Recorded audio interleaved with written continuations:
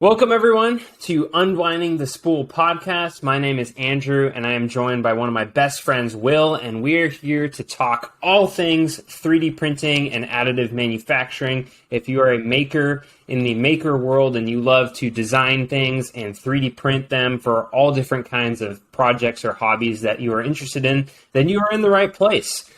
We have vast background and experience in 3D printing. We started together while we were both undergraduates in college at UC Irvine, and we both have gone to do many different things in the 3D printing world, whether it be start up your own business making filament or work in the aerospace and defense industry for 3D printing.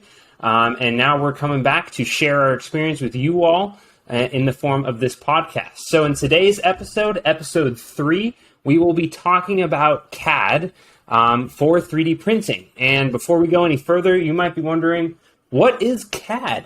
Because that is an acronym that not everybody knows. Well, CAD is Computer Aided Design. So basically, in the day and age of computers that we have now, instead of drawing everything on a piece of paper with pencils and drafting tables and rulers and protractors like they did in the 50s, which is pretty remarkable that we were able to send a the Apollo shuttles to the moon, or not shuttles, but spacecraft to the moon with all the engineers working on drafting tables, right?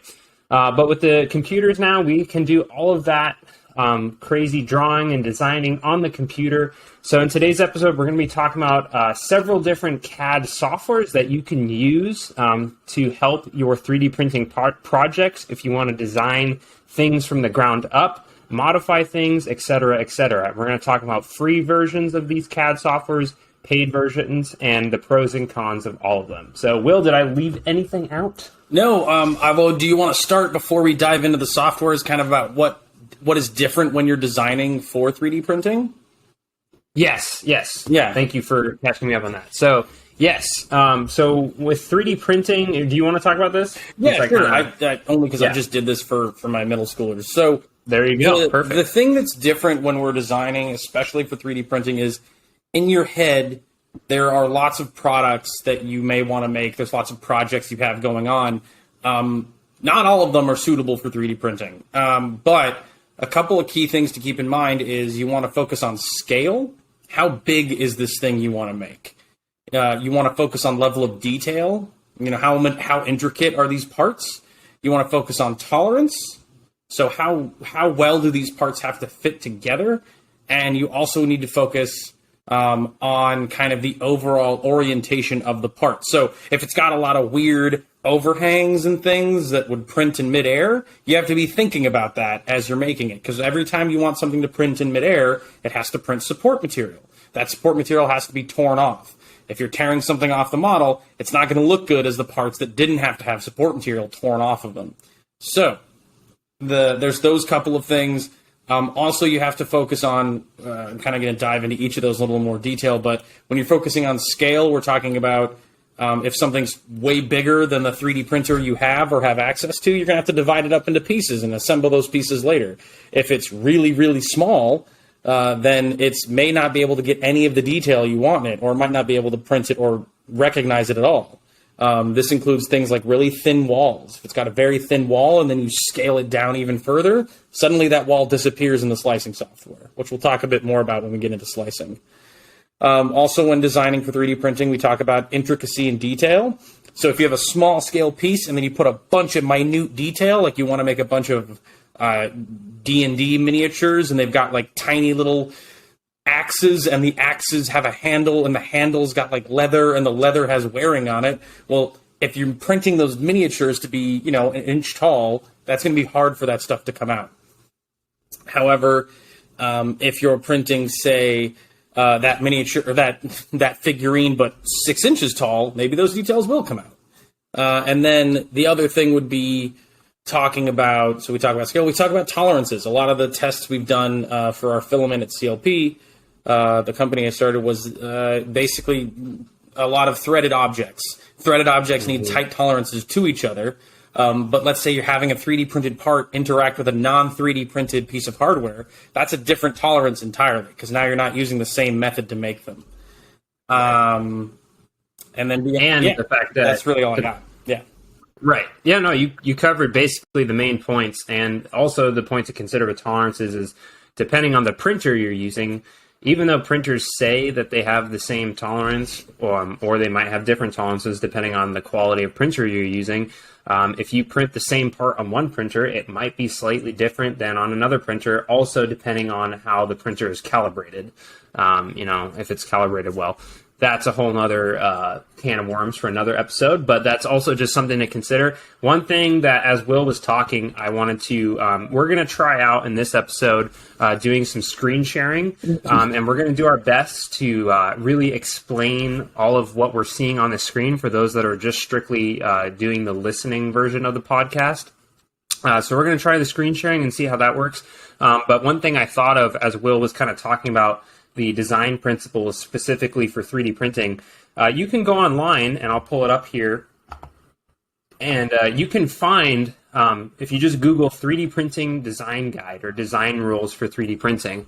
Let's see if I can zoom in a little bit. Oh, is this by 3D Hubs? Yes, hubs.com. Oh, it's Hubs. Protolabs. Yeah, Protolabs company. Ah. So I've used this table several times when looking at, and you really use this more so when you're first getting into 3D printing or designing parts for being 3D printed. This is a great table that shows you, the minimum wall thickness, minimum kind of steps, extrusion diameters, the height, like over here where my mouse is.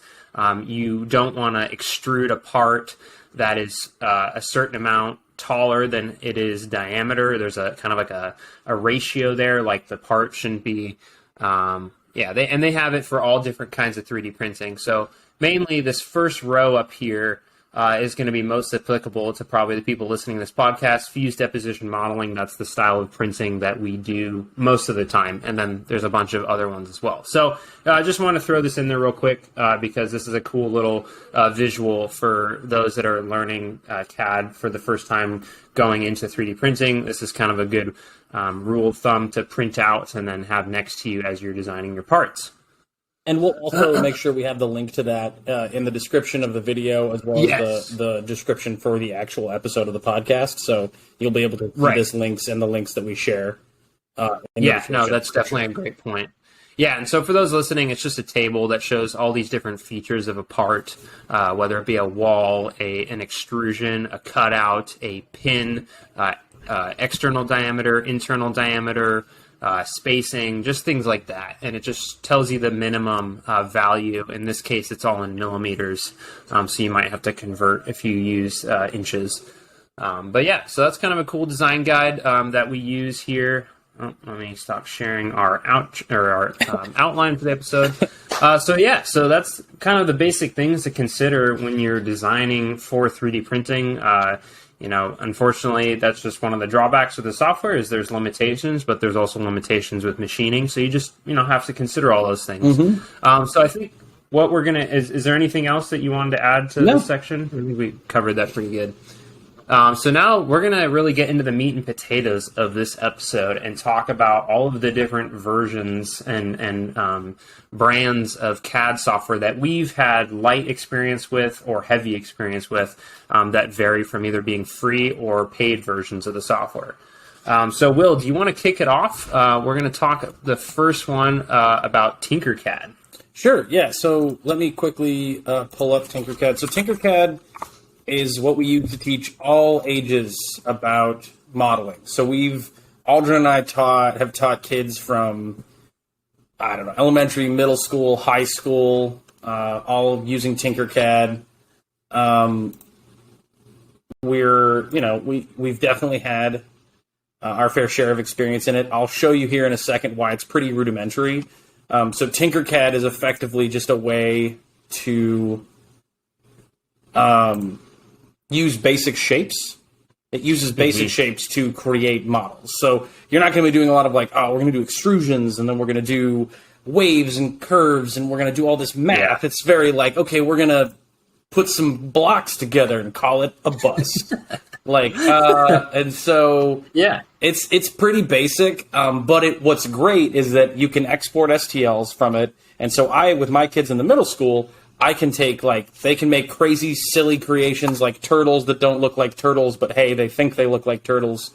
And then they can take that and 3D print it. And so I can show them, hey, this is how your design worked. This is how it didn't work, very quickly. And so, and it's probably the most basic entry level CAD software for just teaching basic shapes and 3D design. I mean, these young kids are going from knowing shapes on 2D, to now 3D. Exactly. And it's a pretty simplified user interface. I'll let you touch on that. Yeah, so I can kind of narrate here, but it's basically, it's very simplified user interface for those of you watching. It's just, you've got your shapes here. You can do a few different things. You can go through your basic shapes. Oh, didn't mean to go to favorites. You can go to, like, design starters, characters, vehicles, and machines. So they give you a lot of, like, tons of options where if I wanted to be like, I actually want, like, let's go with some hardware. If you wanted to make some shapes, like, what do we got here? Oh, we got all kinds of stuff. Look at this. Yeah. I'm sure they probably update it and add new stuff every day. Yeah, right? so, but just going back to the basic shape to show you guys what you can do is you can take things like your basic cylinder and, place it there. So I'm taking, like, a cylinder for those of you listening, and I placed it into the work plane, and it just populates it. And then I can take, say, a sphere, also place it in the work plane, and then move it around. So you basically get your main principal planes in a very easy laid out format. So you got the front plane, right plane, top plane. Exactly. And it's not, I'll be honest, the precision you can get is not going to be great. This is meant for just kind of doing your basic stuff. But you can zoom in and out. You can do all kinds of things you can combine. So kind of what I'm showing here is I'm just combining this kind of piece here. So, you got this. Now we can take it and boop. Take both those pieces, combine them up, and congratulations, you've got a solid like that. So the beauty is you can take things and I mean, people, I can show you, we can look and explore some of the things people have made on this. It's pretty incredible what people have come up with this very rudimentary software. Sure. There's all kinds of really good tutorials on here. If you go into the lessons, they've got all kinds of things. I haven't completed any, but you would go to learn, or we can go to the gallery. And these are just kind of the things people have made. Pretty insane stuff. Nice.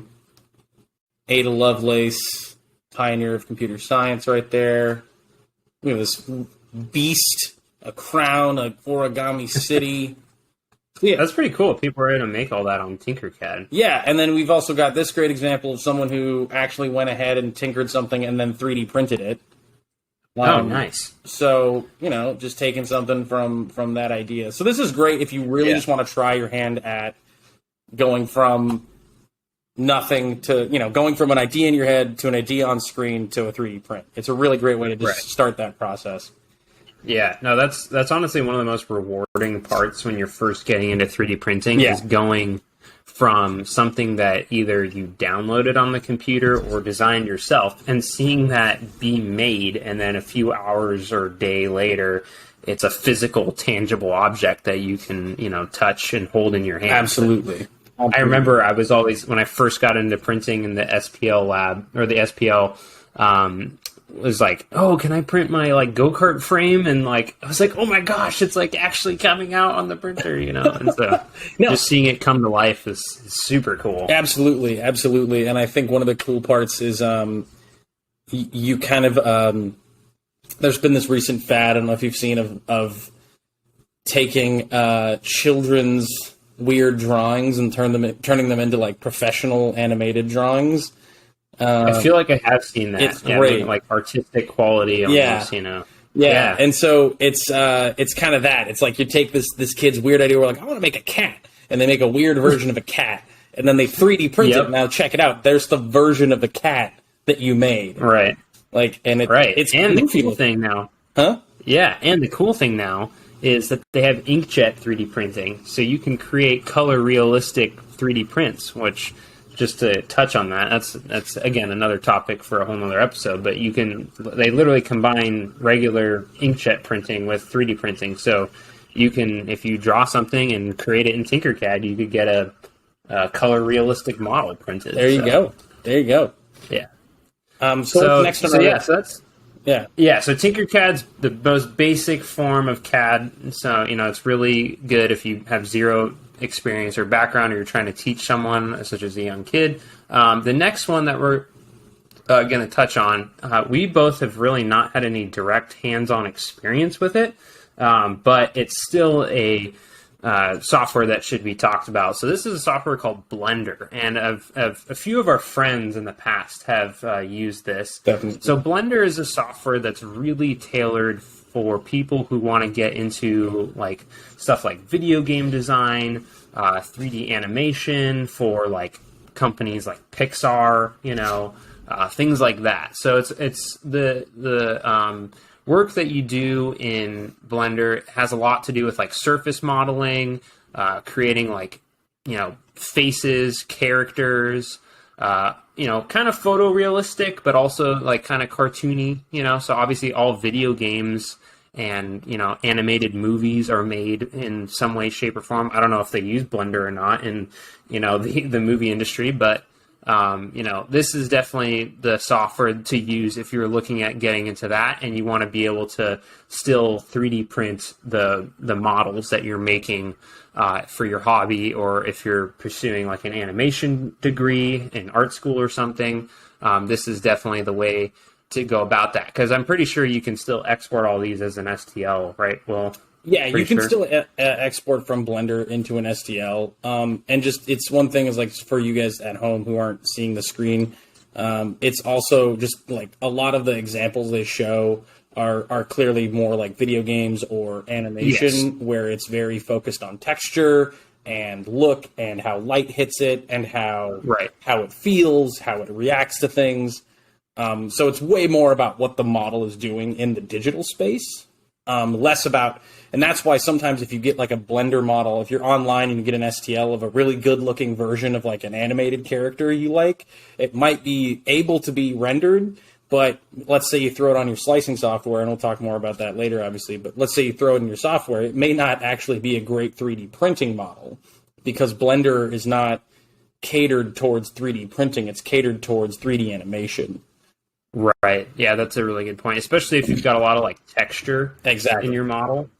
So if you're designing your character, say you're designing like a woolly mammoth, right? It's very furry.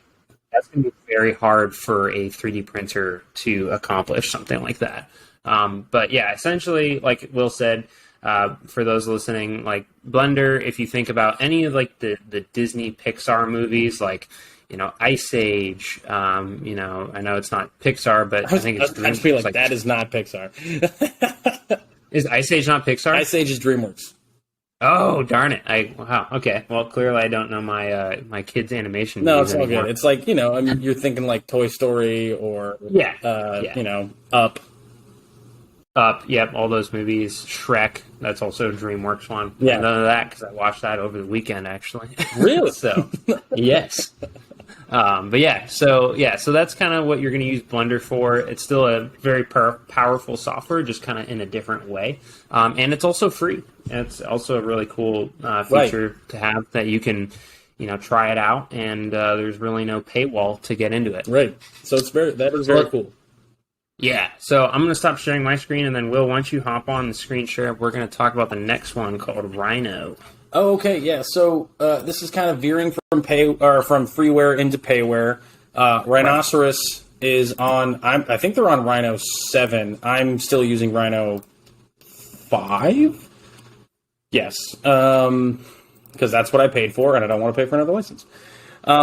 So licenses tend to go for Rhino. They're lifetime, which is great. So you don't pay over and over again. They generally are about $500 for a license. It's pricey if you're looking to just get into it. This is the prelude of like Rhinoceros is a very powerful tool. It's definitely less engineering focused than some of the ones we're going to go over in a second.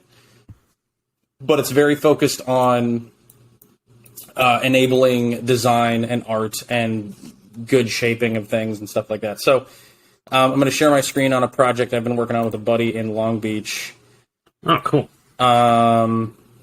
The other thing I should mention, I forgot to mention about Blender, is I'm assuming TinkerCAD has a very shallow learning curve, yes, whereas Blender might have a more steep learning curve. Absolutely. It's got a little more features. It kind of, from what I've seen, it kind of looks like the user interface is similar to like Photoshop almost.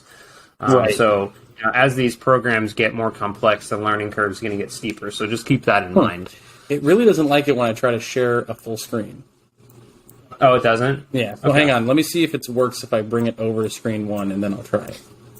Okay, no sweat. Otherwise, we can just show like the web page for Rhino. We could, yeah, absolutely. Good snippets. Huh.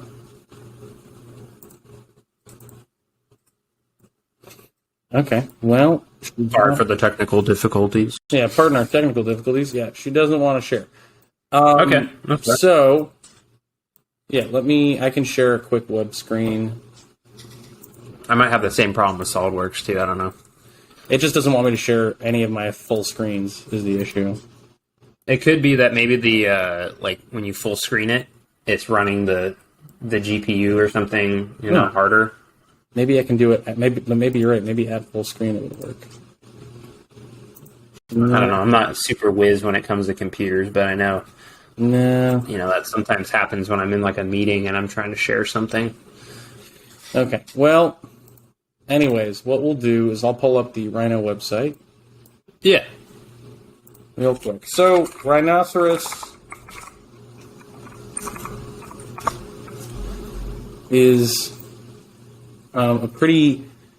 I will say, from a customer service perspective as well, they are a fantastic website, or a fantastic that's good to hear. Piece of software. They absolutely love just talking about it.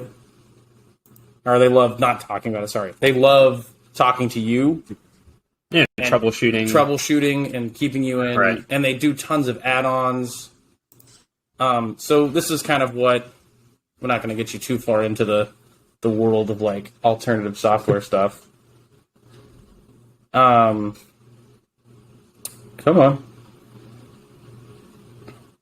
So yeah, as you can see, kind of what's playing is these pretty great views of the CAD software you can do.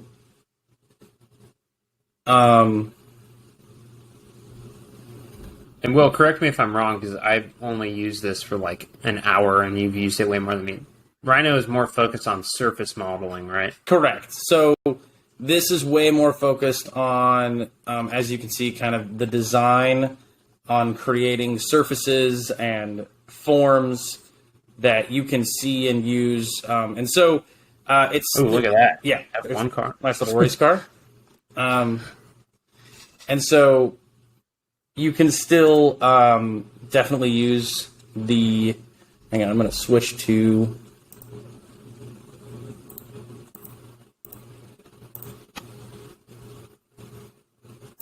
Sorry, guys. We're going to switch to the GAD. I apologize. Again, as I said in the beginning, we're kind of testing out the screen share feature on the podcast recording site. So sometimes things don't work as we expect them to. Yeah. So this is the gallery kind of stuff that people have made. Oh, nice. There you go. Yeah. So you've got all kinds of things. Some very textured. Some people focus very much on the textures and renderings. Like, that's actually not a photo. That's, someone designed that. So this would be good for like an industrial designer. Exactly. So this is great for industrial design. It's great for someone who wants to make like lifelike renderings of things you can actually build. Look at Koenigsegg. Oh my gosh. Yeah, that's their first surface model.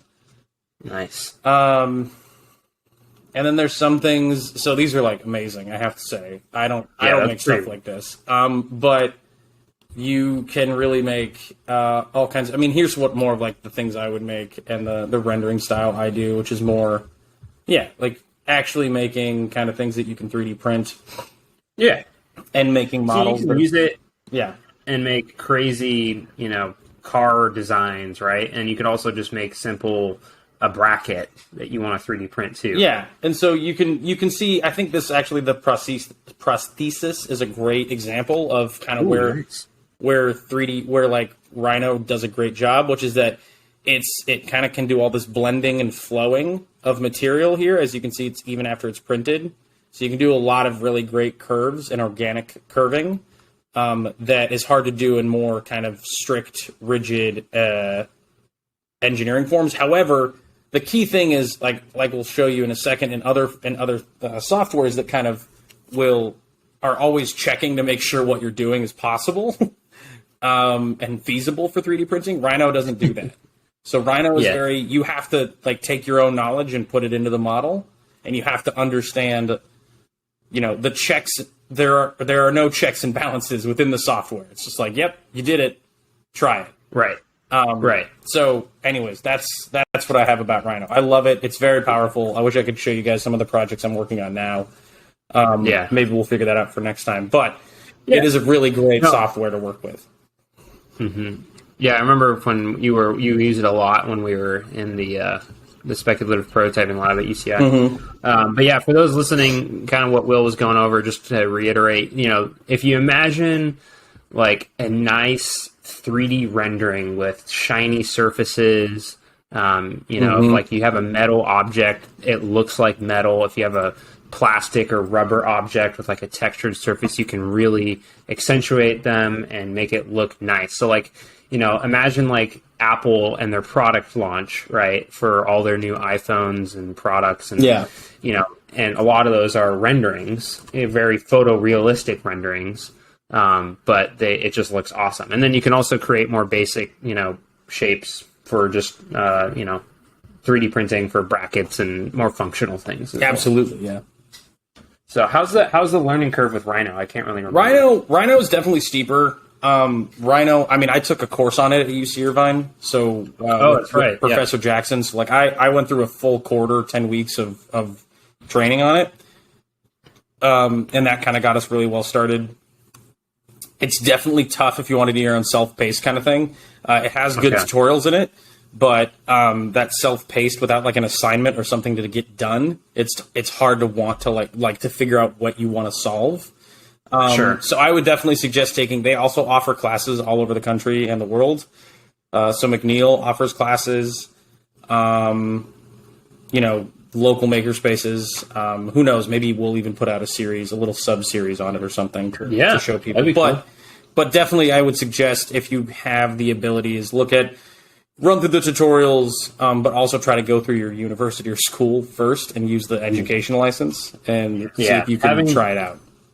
Yeah, having someone to be there to walk you through it like an instructor, because sometimes like you're walking through a tutorial and the tutorial works as intended because they obviously are experts as they're setting up the tutorial. But if you're doing it and it's giving you an error, then sometimes you're stumped. And so in that case, there's not a lot when you're on your own that you can do. Exactly.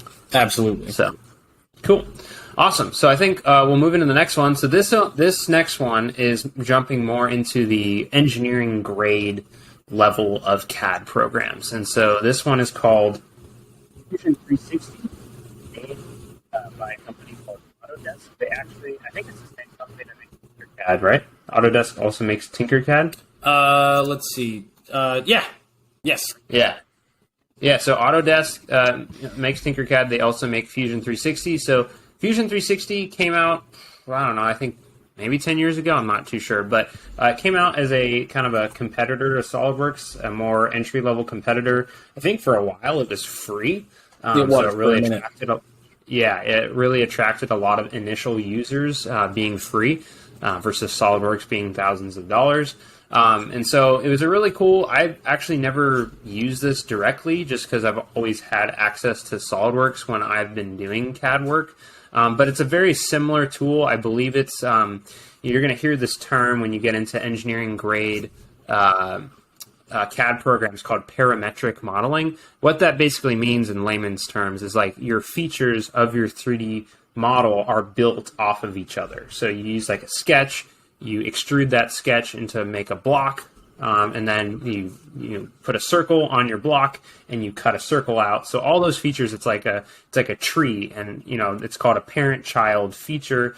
And so that's how a lot of these programs work. It's called parametric modeling, where features are built off of each other. So I'm trying to find some good, here it is, parametric modeling. I'm trying to find some good visuals for you guys from Fusion 360, but you can kind of see the interface here. So you can, oh geez, that's a little too close. Hello.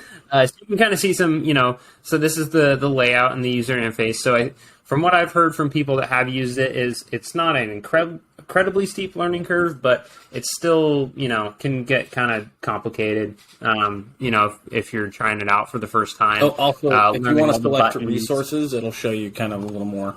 There's some more. Oh, resources? Yeah, okay, it'll just show you some, stills of the tutorials and things. Oh, nice. Okay.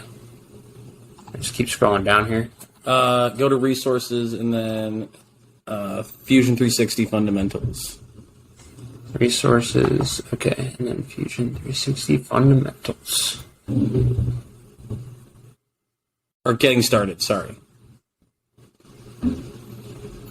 Okay, cool.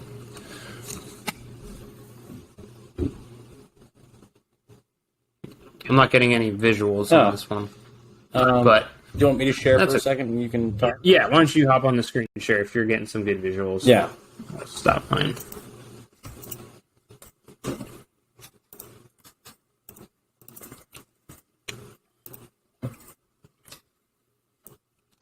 So basically Fusion 360, for a while it was a great alternative to SolidWorks. Similar workflow style, different buttons, kind of different layout. So I'm not too sure where the features differ. I know SolidWorks is the industry standard for a lot of engineering companies, but Fusion 360 has been, I think, entering into the CAD world for more of the makers. So a lot of people who were, quote unquote, balling on a budget use Fusion 360 for a while. Anything you can add, Will? No, I mean, so what's great that's different than, say, like Rhino or others is with things like parametric design, you create a lot of models that are forced to be proper for 3D printing. Right. Also, you can do things like assemblies that are functional in Fusion, so you can see if an assembly actually works and turn. Yeah, so imagine a gearbox or something. All your gears would mesh together properly and fit and everything. Exactly. And you can do things like generative design, simulation, even Fusion 360 actually has an integrated 3D additive manufacturing tab, so you can see how it would be made. Oh, that's pretty cool. Yeah, and so it has a lot of power for doing engineering grade design and drawing and manufacturing of parts and stress testing and simulations of the parts. So it has a lot of those functionalities that Rhino and all the freewares we've talked about so far just simply don't. Yeah. Yeah, this definitely takes it up a notch when it comes to CAD modeling. Like Will was showing you, you can do complex assemblies, which is really helpful if you've got a 3D printed design that you're building a lot of parts to obviously assemble together. You can see how well, to a certain degree, how well those parts are going to fit, make sure your tolerances are right. SolidWorks has a feature called interference detection, which I'm sure Fusion 360 has a similar feature where you can make sure things aren't running into each other. Right. Like Will said, you can do probably more basic level stress testing, which is called finite element analysis, FEA, to see how strong your parts are. That's probably not going to be super applicable to 3D printing because there's really no researched FEA yet for 3D printing. We were talking about that actually before we started recording, how cool that would be. So that'll definitely be an episode we talk about in the future, what kind of would have to go into 3D printing FEA. But yeah, so Fusion 360 takes it up a notch. I think, unfortunately, now it's actually kind of pricier. I don't think you can get it for free unless you maybe can go through your university or college. Right.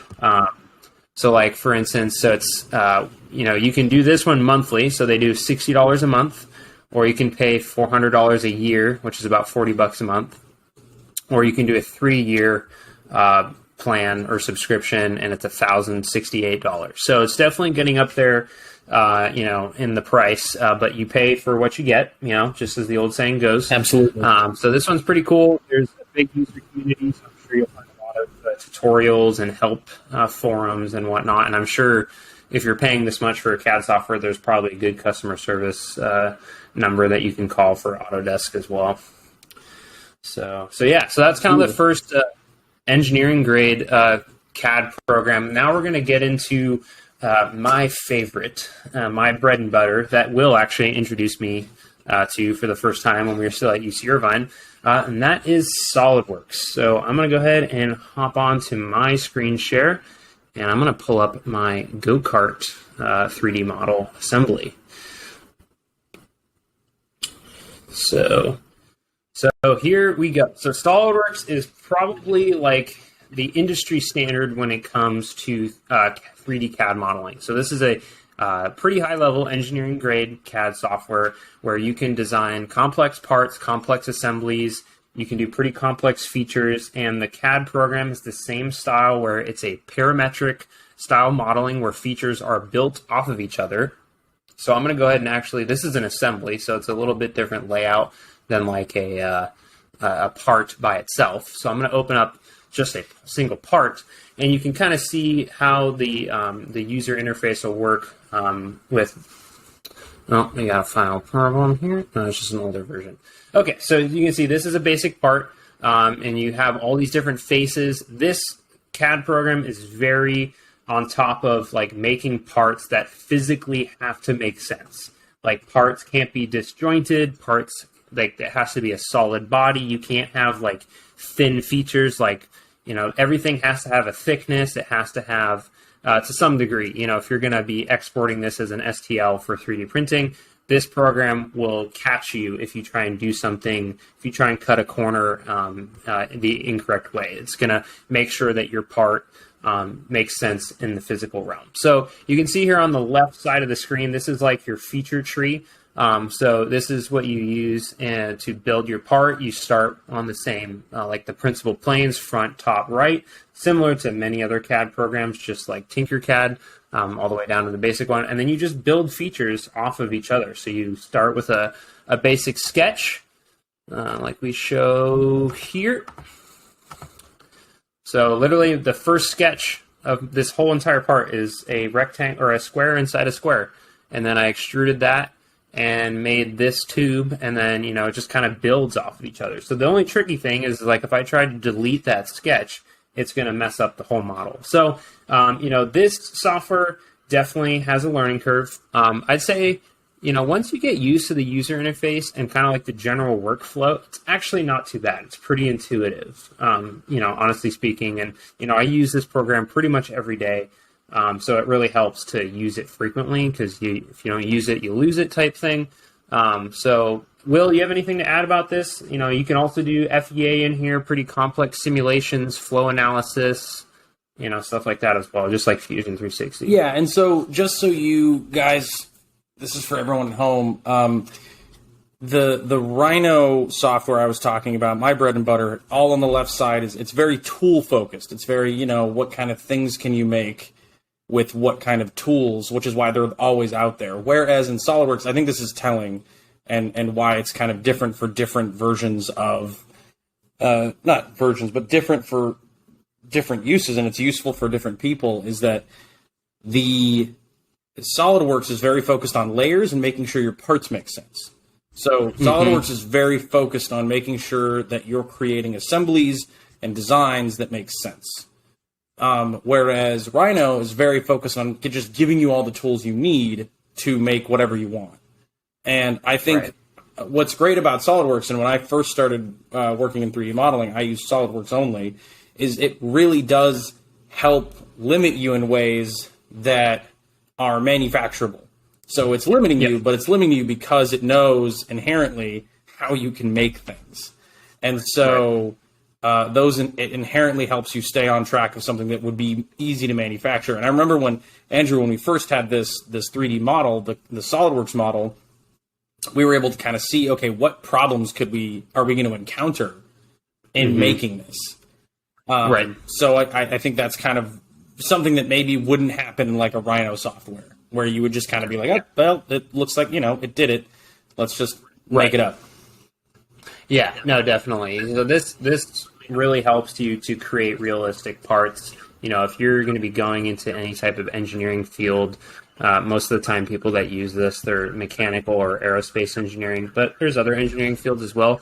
SolidWorks has many different, like subversions now. Like they have a SolidWorks like electrical where you can do like wiring diagrams. So even for electrical engineers, SolidWorks is pretty heavily used. But where it especially shines is, I'd say, like complex assemblies. You can do motion analysis, simulation. The other cool thing is you can build out bill of materials. We actually did this for the go-kart that I built. So Will was with me. So this model that you see on the screen here, for those that haven't followed along on the other videos on my channel, this go-kart exists in real life, and it drives and goes. And Will and I built this while we were in college as kind of a cool way to get our hands dirty and get hands-on with engineering when we were eyes deep in bookwork and doing equations. So it was kind of a fun project that we built, and we've driven this thing around. And it's awesome. And so when we were first building this, we used SolidWorks, and we exported a cut list. And so all the members that and the beams and sections you see on the frame, we were able to get how many of each one we needed and how long it needed to be from SolidWorks. And that's the other thing too, just like probably Fusion 360 does well, you can make pretty complex. You can make drawings, that you can print out and either use yourself, or if you're going to have the part machined or sent off to be manufactured, you can have a drawing made, and the program's being a little slow. But you can, it's like your standard drawing, format, and you can add dimensions and get pretty crazy with it. So, this is kind of stepping a little bit away from CAD for 3D printing. When you're doing 3D printing, you're probably not creating a ton of drawings because you're literally just exporting the file as an STL and then going right into your slicer for printing.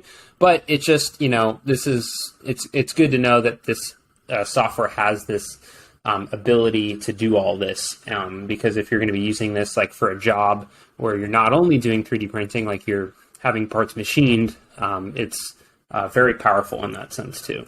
Absolutely. And it's also important, like I do agree, like even in my 3D printing, kind of the design side gigs that I do, it's important to have a drawing and your 3D model. And even if I'm mostly making, like I start from a 3D model, I think this is the thing that's kind of, I don't know, Andrew, maybe is unique to kind of our generation or recent generations of engineers, is instead of going two-dimensional drawing, okay, now I'm going to make a three-dimensional thing. I've started many projects in the 3D space. Like I'm going to start with a model. I'm going to take that model, make drawings of it so that there's something like that can be seen.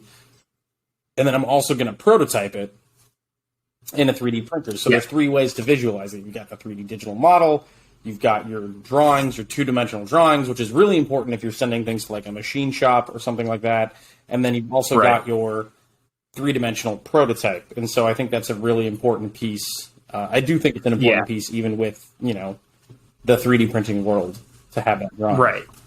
Yeah, no, and one last thing I'll touch on for this, as far as the technical side of SolidWorks goes, is, if you're working on a project, say you're doing side gig for a friend or something who's paying you to build a 3D model, and that your customer wants to make sure that they like the look of it and everything. A lot of people aren't going to have the ability to open a 3D model on their computer, in most cases. So having the ability to render a 2D drawing with like an isometric view like you're seeing on the screen and 2D views in the principal planes is really important when you're trying to communicate a design idea to a customer or to a team member. But the other thing too that's kind of been a cool, I don't know if you've used this at all, Will, recently, but I've used the 3D PDF. It's kind of cool. Oh, I haven't used that. Yeah, so you can actually export a 3D PDF, and as long as you have like Adobe Reader on your computer, you can open it and rotate around, zoom in, zoom out, of a 3D model. That's pretty cool. Yeah, so that's a cool alternative now. But in a sense, it's really important to be able to communicate your designs via drawings to a customer or teammate. So that's where SolidWorks also really shines. I could talk for a whole episode just on SolidWorks because I actually just took an advanced level class on some of the more advanced features and programs of SolidWorks last week. So it was really cool. So the last thing I'll talk about with SolidWorks here is kind of where to get it and how much it is. So SolidWorks in kind of old school sense has been pretty pricey. I think a standard license runs you about between $4,000 to $5,000. And that's because most of the people that are buying this are companies that are doing engineering grade level work, startup businesses, et cetera, et cetera. So they have the funding to do that and they can write it off as for taxes. Also, the other thing too is this is a pretty standard software that colleges use for teaching CAD. So there's a lot of, if you're going to a college of some kind or you're taking a class, you can probably get an academic license for SolidWorks. So that's another great way to do it. But I think the thing that I'm most excited about that they just released pretty recently is the Maker license for SolidWorks. So basically, this is a full SolidWorks suite. I think not entirely full, but you get most of the main features still for makers. And this is exactly who the type of people who are hopefully listening to this podcast, people who do 3D modeling, 3D printing, design work on the side, maybe get a little extra side income, from it. And so now they have a maker license that you pay $100 a year and you get the full SolidWorks suite as a maker license. I think the rule or the catch is you have to your revenue has to be less than $2,000 a year or something. I don't know how they prove that, but so that's an option. And then the other thing too to consider for some of you that are listening to this, if you're into aviation and you're a member of EAA, which is the Experimental Aircraft Association, I think that's $50 a year to be a member. You get SolidWorks Maker Edition for 50% off. So that's $50 a year. So essentially, if you're already a member of EAA, it's great because you get SolidWorks for 50% off. If you're not, it still comes out to about the same price. But this is another good resource to use for acquiring SolidWorks if you don't have access through a university and you don't want to pay an expensive for a standard license. There you go. So yeah. So okay, and then the next, we're kind of getting close on time here, so we'll go quicker through the last two since SolidWorks and Rhino were kind of the main ones we wanted to talk about. But the next one that's very similar to SolidWorks is a program called Creo. It's again, same style parametric modeling where features are built off of each other. It's also pretty big industry standard, although in my opinion, I think SolidWorks is still more heavily used than Creo. I learned this for about 6 weeks in grad school. It has its own pros and cons. In my opinion, the user interface for Creo isn't as intuitive, but that could be because I don't use it as much.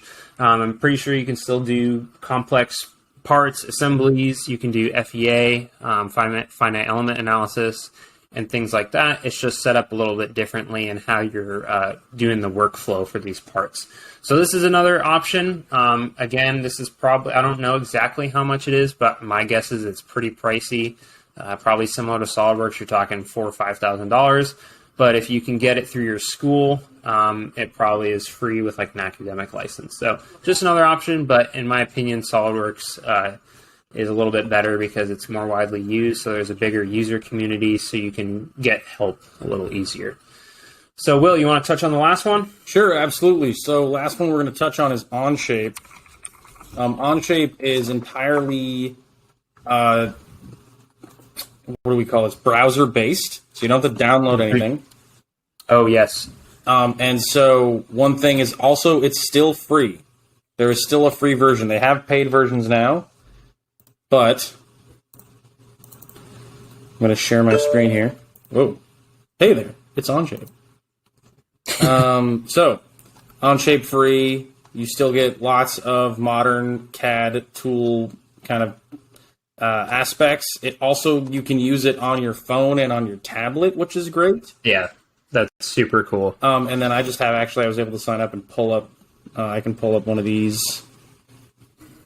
Sorry, let me. Yeah, it's definitely a different way one thing that we haven't talked about with the previous CAD softwares is like to run SolidWorks, to run Creo, to run Rhino, Fusion 360, you need a computer with a certain grade of specs. You're going to for sure need a dedicated graphics card. You're going to need a decent amount of RAM and a good processor. And for some people, that's not an option because you're getting into gaming laptop or gaming PC levels of performance, and they can get pretty pricey. So the way OnShape does it, where they do completely web-based, so you're not taxing your PC, that's pretty cool. It is pretty cool, and so you can do things like very similar to other, like an AutoCAD or a SolidWorks. You're just taking your shapes, making a sketch, extruding the sketches, and just kind of doing that thing. I mean, it's cylinder. Yeah, you can just extrude what you need to, and then there you go. You got shapes. Oh, nice. Yeah, so basically for those listening along, it's very similar to the other CAD programs. You got your main planes, front, top, right, and you're just doing a 2D sketch first. You do your 2D sketch, dimension it, and then you do your 3D feature based on your 2D sketch. Exactly. And so this has a lot of the similar workflows to like a SolidWorks. There's all kinds of things like ridging and things like that you can do. Very similar tools. It's all parametric. And so it's a very good introductory. It's not going to have, it's based on your browser. So obviously, as you can see, even with mine, while we're recording, it's tough for it to work while you're recording or doing things. It's browser based. So you'll probably need an internet connection that's relatively strong. You're going to need a strong internet connection. You're going to need a relatively updated browser. I'm sure because it's the free version, you're going to have there's some decent limitations on what kind of tools you're going to get access to. But the beauty is it's a great start if you want to start for free on a parametric, and you kind of want to start learning that workflow, and then maybe think about investing in some of the more expensive workflows that are far more powerful. Yeah, because I think OnShape, you have the free version, but then they also have paid versions that probably come with more features and allow you to do more complex assemblies. So like the professional version of OnShape is $2,100 a year and standard is $1,500 a year. So that's a lot for even like someone who's really involved as a maker. Yeah. If you're an extreme hobbyist, like that's even a lot for a yearly license. So, it could be you try it out if you really love it and you love the flexibility to be able to, have it on your phone. Or I think it's cool. You probably, if you have like the new iPad Pro with like the Apple Pencil, using the Apple Pencil to do your sketching and all that stuff is probably a really awesome feature to have. Absolutely. But yeah, so that kind of wraps up most of, we've kind of tried to pick 7 of the most common CAD programs that we've either heard of or had, direct hands-on experience with over our years in 3D printing. For sure, I still highly recommend SolidWorks if you're getting into like engineering grade work, like mechanical engineering, aerospace, stuff like that. And then Will, as you said, Rhino is great for someone who's doing more design work, industrial designer, things like that, where you're focused maybe on more like surfacing, surface texture, and appearance. If you're focused way more on aesthetics, I definitely suggest Rhino. Yeah, so less on function, more on aesthetics. Exactly. But the last thing I'll touch on for this episode, if you have the money or you're out of school where there's classes that you can take, that's definitely the way to go. Having an in-person instructor that can be there to walk you through it if you run into a roadblock is so helpful. Like I was just, like I was saying, in an advanced SolidWorks class last week, and even I got stuck sometimes, and having the instructor to be able to come over and literally help me right over my shoulder is very helpful, and it made it a lot less frustrating. But if you don't have that ability and you're looking for something to still kind of do for a little bit cheaper of a budget, YouTube, as I always say, is your friend. You can get a full degree from YouTube University, as I tell people. Yeah. So there's a lot of tutorial videos, probably on all of those softwares. Yeah. So that's definitely a good place to start. Even LinkedIn Learning has some really good guided tutorials if you have access to LinkedIn Learning. So there's a lot of great support and tutorials online as well. Absolutely. Yeah. Yeah. So, Will, you got anything else you want to touch on or add before we wrap up? No, I would say just try things out, try the stuff online for free. Go just the way I teach this for my computer science class at school is just click around, just go start trying it. It's especially for the free stuff. It's no skin off your back. So time to just kind of just go try it and go fail, go fail at it a few times, see how it works. Yeah. Much like a lot of things, you really just got to have hands-on experience and try it out, and that's the best way to learn. That's the way you got to do it. And once you have the skills built up, it's a very empowering tool and powerful tool to have in your toolbox as either a designer, engineer, maker, you name it. So I hope you guys enjoyed this episode. We're really excited to talk about all this with you, share our experience. So if you guys have any comments or feedback, shoot us an email at unwindingthespool@gmail.com, or if you're watching on YouTube, leave a comment in the comment section. If you guys have any suggestions, feedback, ideas for future videos, questions, we're there to help you guys and answer your questions. So in the next episode 4, we're going to be talking about taking these 3D models that you have just now learned how to do in all these different softwares and what you need to do to turn that 3D model on your screen into a physical, tangible part. And that's related to something called a slicer software. So that's what we're going to be talking about in episode 4. Will, thanks so much for tuning in this evening with me and talking about all this awesome stuff. And thanks again, guys, for watching or listening. And other than that, we will see you guys in the next one. Adios, everybody.